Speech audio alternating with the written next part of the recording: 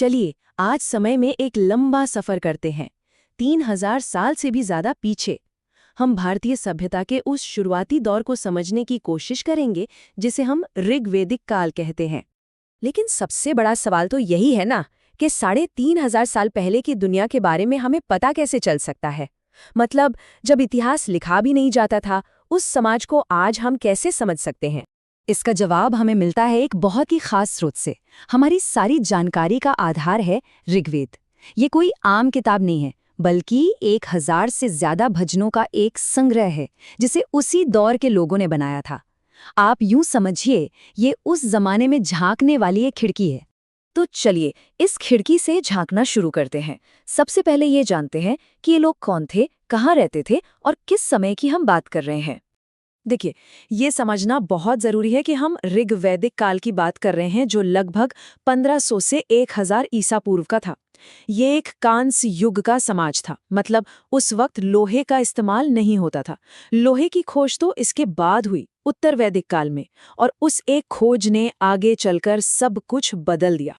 अच्छा, इन लोगों की दुनिया का नक्शा आज से काफी अलग था। इनका पूरा जीवन सप्त सिंधु यानी 7 नदियों की धरती के आसपास ही था।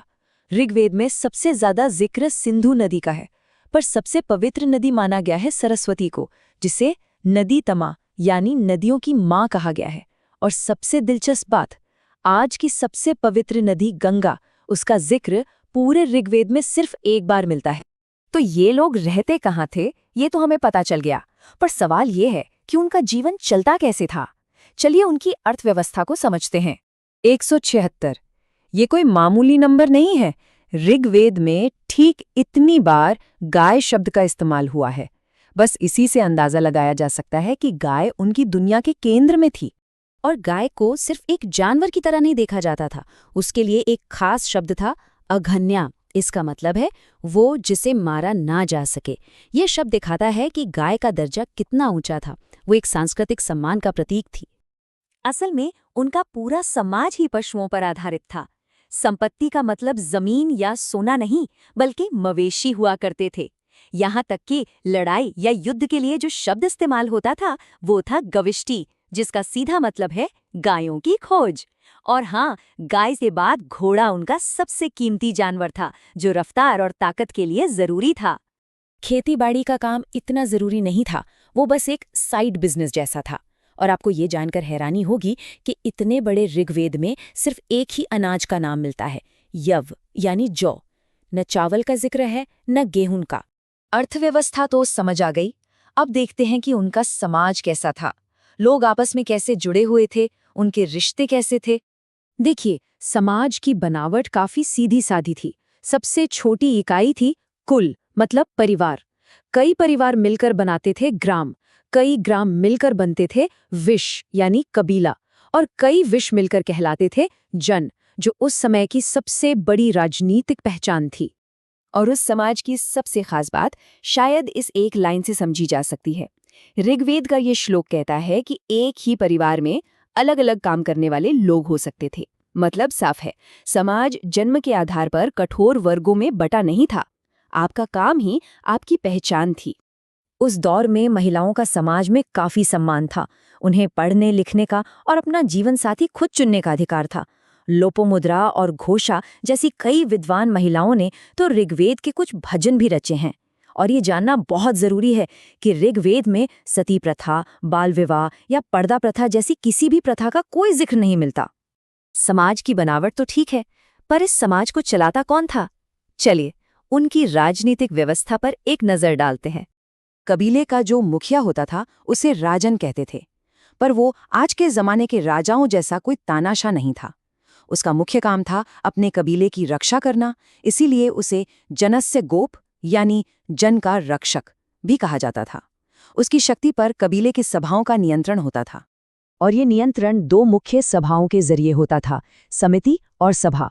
समिति एक तरह की आम सभा थी जिसमें कबीले के सभी लोग हिस्सा लेते थे, और यही समिति राजा को चुनती भी थी। और दूसरी थी सभा, जो कि बड़े बुजुर्गों और खास लोगों की एक परिषद थी जो जरूरी मामलों पर सलाह देती थी। और अब हम इस पड़ताल के आखिरी और शायद सबसे दिलचस्प हिस्से पर आ गए हैं।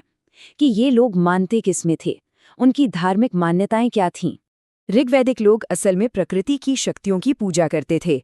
उनके 33 देवताओं को मोटे तौर पर 3 हिस्सों में बांटा जा सकता था: आकाश के देवता, अंतरिक्ष या वायुमंडल के देवता और धरती के देवता। इन देवताओं में सबसे बड़ा दर्जा था इंद्र का। वो युद्ध और बारिश के देवता थे और उन्हें सबसे ज्यादा 250 भजन समर्पित हैं। उनके बाद दूसरा नंबर आता था अग्नि का, जिन्हें 200 भजन समर्पित हैं। अग्नि को मनुष्यों और देवताओं के बीच का दूत माना जाता था। असल में उनके ज्यादातर देवता प्रकृति की बड़ी ताकतों का ही रूप थे, जैसे इंद्र यानी बिजली और गरज, अग्नि यानी आग की शक्ति और वरुण यानी ब्रह्मांड को चलाने वाले नियम। उनका धर्म प्रकृति को समझने और उसके साथ एक रिश्ता बनाने का तरीका था। और हाँ, एक और मजेदार बात यह है कि उनकी पूजा का लक्ष्य मोक्ष पाना या अगले जन्म को सुधारना नहीं था। उनकी प्रार्थनाएं बहुत सीधी और इसी जीवन से जुड़ी होती थी: अच्छी सेहत, धन दौलत यानी ढेर सारे मवेशी और दुश्मनों पर जीत। तो कुल मिलाकर ऋग्वेदिक दुनिया एक ऐसी दुनिया थी जिसकी पहचान उसके पशुओं के झुंड, देवताओं के लिए गाए गए भजन और कबीलों को चलाने वाली सभाओं से थी। और अंत में ये सवाल सोचना लाजमी है कि पशुओं के लिए लड़ने वाले और प्रकृति की पूजा करने वाले लोगों के इस शुरुआती दौर ने आने वाले हजारों सालों के भारतीय इतिहास की इतनी मजबूत नींव आखिर कैसे रखी।